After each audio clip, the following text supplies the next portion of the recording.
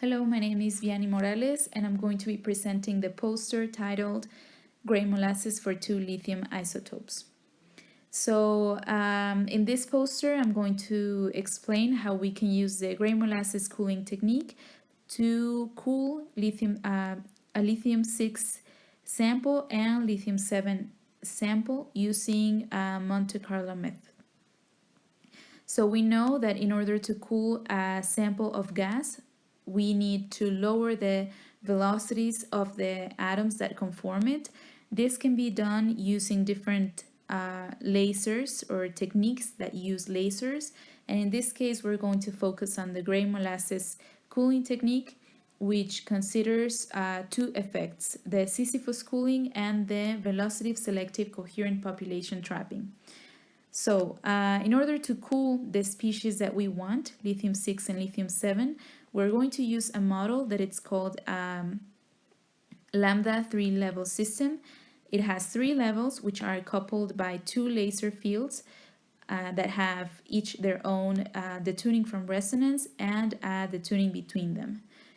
So, we can get the Hamiltonian of the system using different approximations, and the states that the atom can have are classified in two, dark states and bright states. So dark states do not interact with the laser field, and the bright states do interact with the laser field. So in order to induce transitions between the dark states and the bright states, we are going to add to the Hamiltonian kinetic energy term. And with this full Hamiltonian, if we calculate the probability to go from a dark state to a bright state, we see that it's proportional to the momentum, which means that if the velocity of the atom is low enough, the atom stays trapped in the dark state. And if not, then it keeps going to the bright state and it keeps interacting with the laser field and it keeps cooling. So this is called the velocity selective coherent population trapping. Then we include a polarization gradient to the field. This can be done counterpropagating 2 laser beams with different polarizations. The polarization gradient induces a modulation in the energy of the bright state.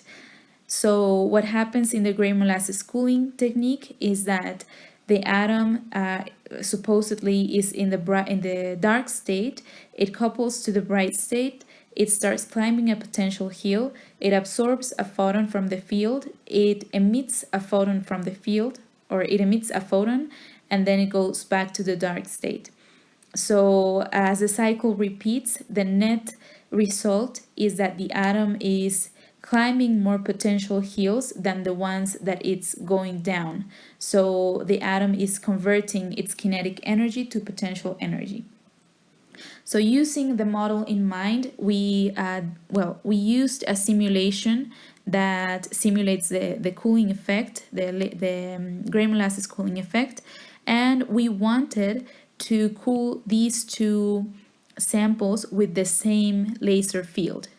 So this is just like the hyperfine structure of the 2, and here we have a cooling frequency and a repumping frequency because we have 2 base levels.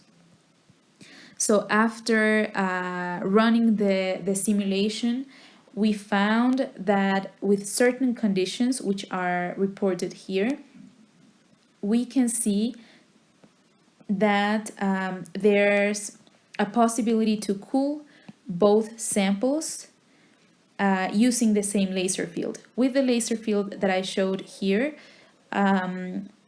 we can find the temperature of the two samples versus delta, which is the relative tuning, and we find, this red line is the initial temperature, and we find that there is a section where, actually it's from here to here and probably from here to here, where both samples are cooled. Okay, so the temperature is lower than the initial temperature. So that is the conclusion, that it could be possible to cool both samples with the same laser field. And well, this has obviously it's a potential thing because it has to be tested experimentally, but this opens a window of many experimental possibilities to cool a mixture of both species and observe different phenomena. So that's it. Thank you for your attention.